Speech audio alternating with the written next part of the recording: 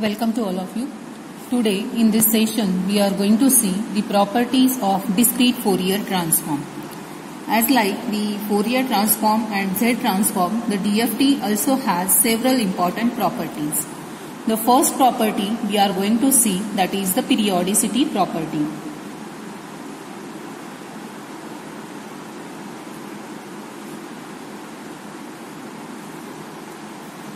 If x of k is n-point DFT of the sequence x of n, then x of n plus n is equivalent to x of n for all the values of n.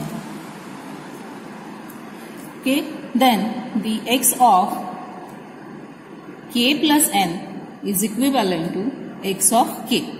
Okay, where x of k is the DFT of x of n. Okay, so in this way we can say that if the sequence is periodic for all the values of n, then the Fourier transform, that is discrete Fourier transform, is also periodic for all the values of k.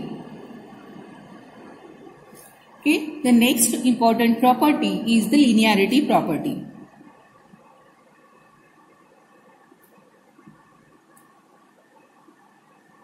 Okay, if two finite duration sequences are there, that is x1 of n and x2 of n, and the respective point DFTs are provided here as x1 of k and x2 of k. Suppose x1 of n has the length equivalent to n1 and x2 of n has the length equal to n2.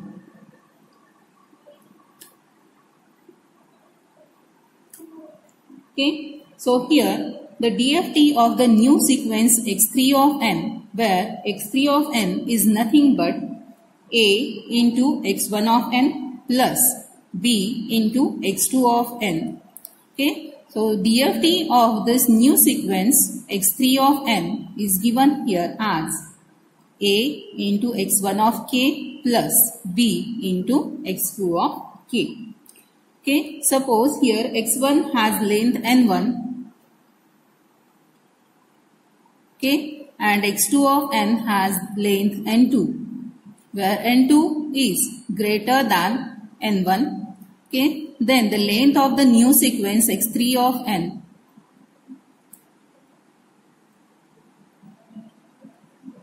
DFT of this x3 of n, which is given as x3 of k. Okay, so the length of this is given as the n2. So whatever is the maximum length, either n1 or n2, whichever is the maximum length, okay, that is the length of the new DFT here. Okay, so x1 of k is written as summation from n is equal to 0 to n1 minus 1 x1 of n into e raised to minus j 2 pi nk divided by n1. Okay, where k varies in between n1 minus 1. Okay, the n1 point DFT of x2 is now given as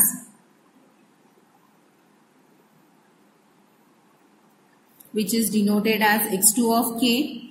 Okay, it is nothing but n is equal to 0 to n1 minus 1 to x2 of n into e raised to minus j 2 pi nk divided by n2. Okay, where k varies in between n1 minus 1. Okay, as here n1 we have considered n1 is greater than n2.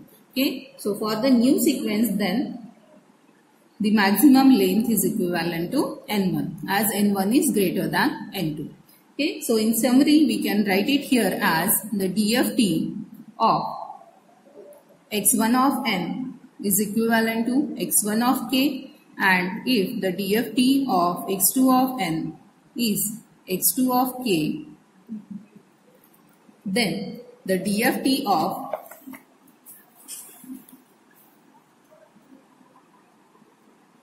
the new sequence x3 of n is given as a into x1 of k plus b into x2 of k. Okay, now next important property is the circular shift of the sequence.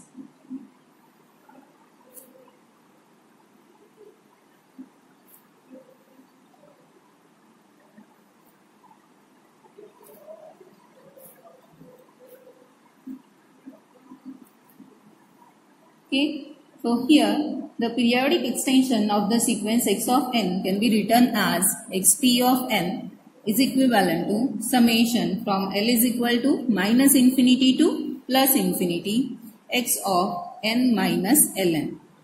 Okay, so P here stands for the periodic sequence. Okay, and it exists from minus infinity to plus infinity. And x of n minus ln. Okay, so one way to visualize this periodic sequence xp of n is, okay, we are going to arrange this finite duration sequence x of n around the circle in counterclockwise direction. Okay, so consider here one example. Okay, suppose this is the signal provided, okay, which has magnitude equal to 4, 3, 2 and 1 respectively. Okay, at the instances 1, 2, 3 and 4. Okay, so this is our x of n. Okay, now as this sequence we are going to consider that it is a periodic sequence, then it gets repeated after every n intervals of time. Okay, so here x of n modulo n is given as xp of n. Okay, so this indicates the signal repeats after every n interval. Okay, so it can be written as, or it can be indicated in this way here as, okay, this signal goes on repeating always. So again here it gets repeated in this way. Okay, and previously also it is repeating. Okay, and here it arrives at 1, 2, 3 and 4. So it is 0, 1, 2, 3, 4 and so on. 5, 6, 7 and so on. Okay, so here is nothing but the periodic sequence representation. Okay, so instead of this, what we are going to do, we are going to wrap the sequence around a circle. Okay, so circular shift of a sequence here is denoted as, okay, we are going to draw the circle here.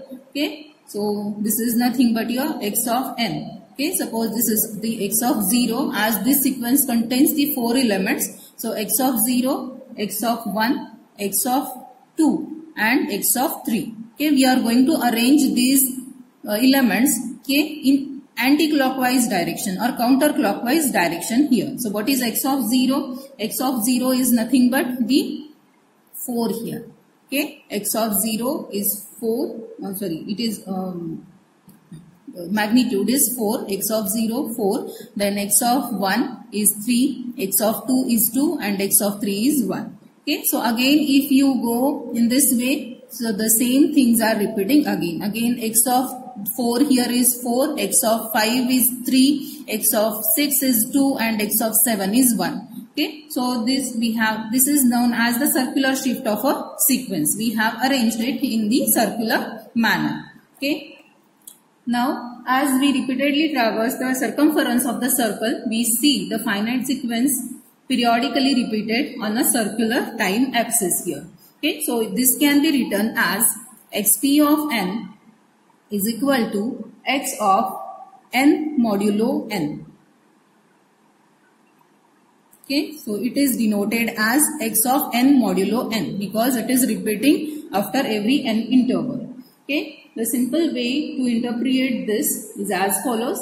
If the argument n is in between 0 to n minus 1, then leave it as it is. Otherwise, add or subtract the multiples of n from n until the result is between 0 to n minus 1.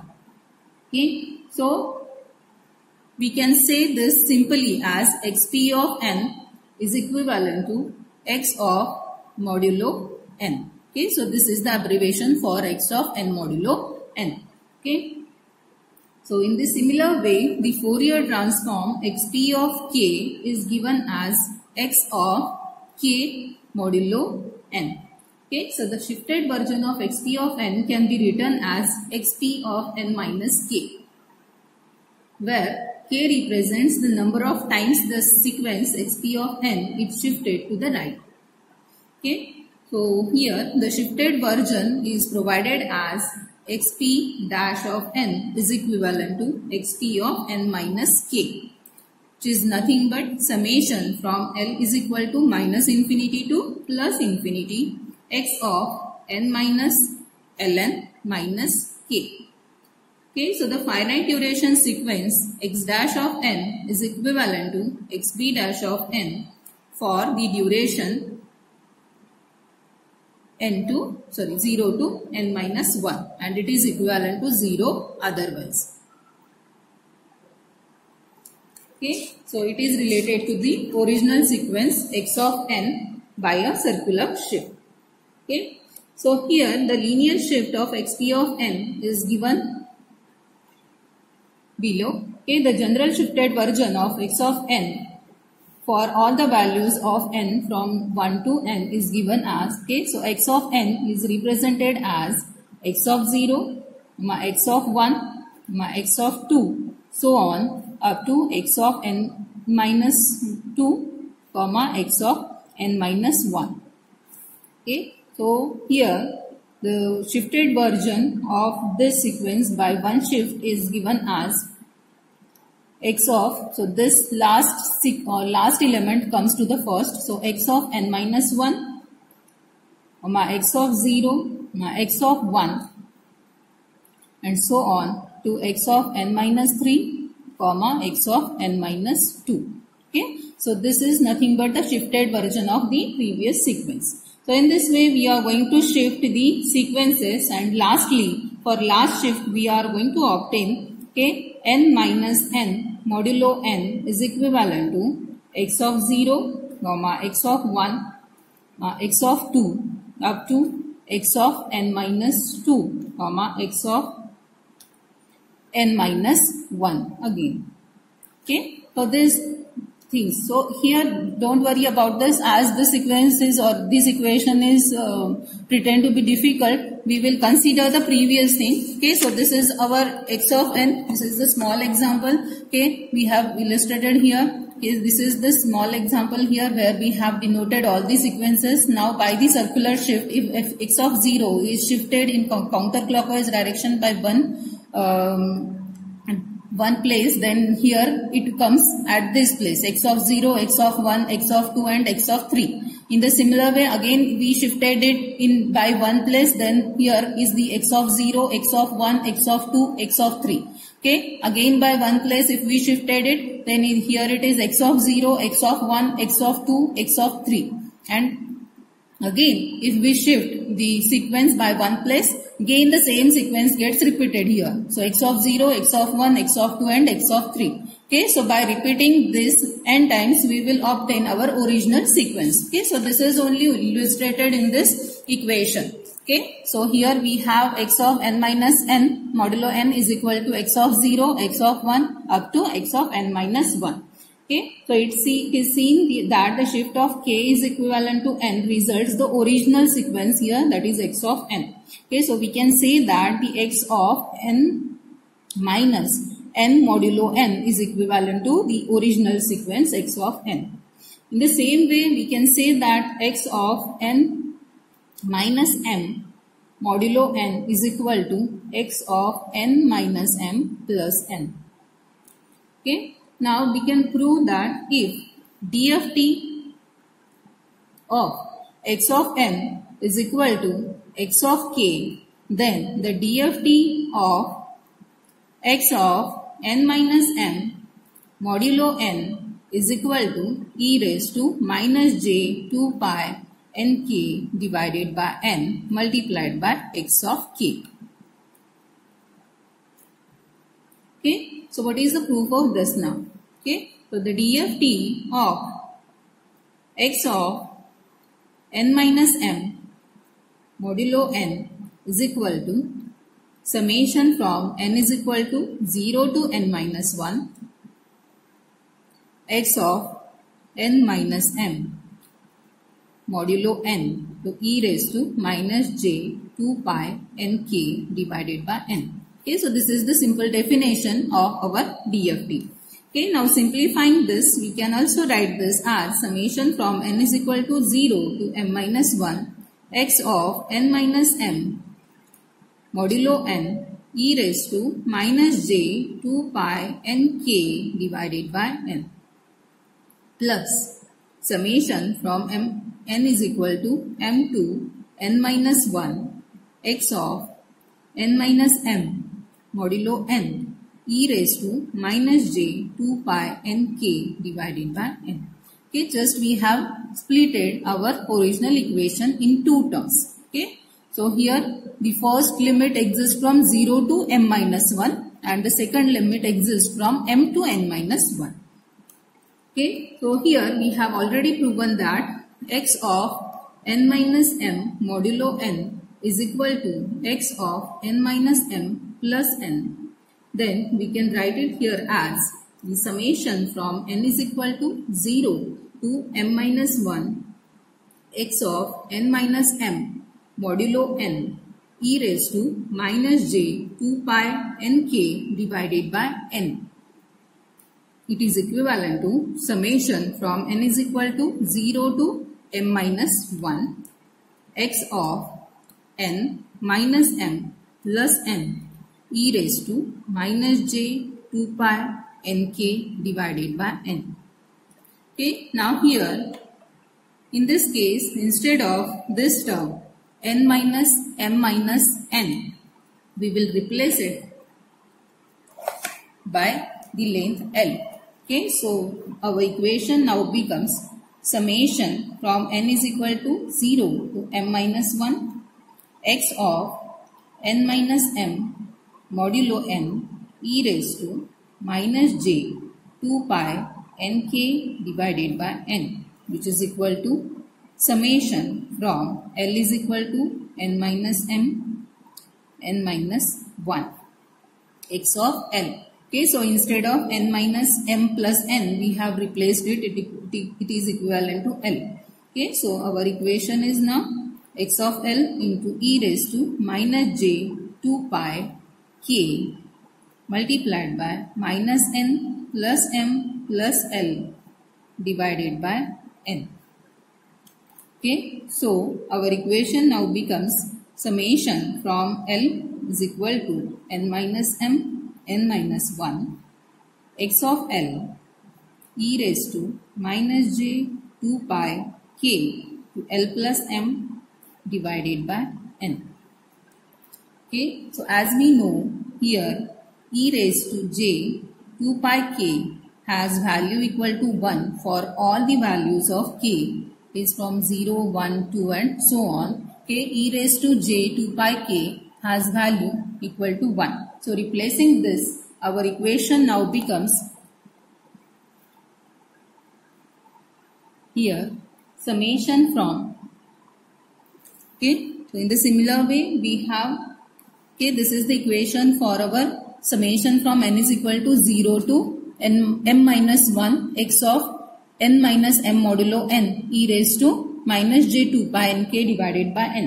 In the same way, we can write it here for summation from n is equal to n is equal to m to n minus 1 x of n minus m modulo n e raised to minus j 2 pi n k divided by n, which is equal to summation from L is equal to 0 to n minus 1 minus m to x of L into e raised to minus j 2 pi k into m plus L divided by n.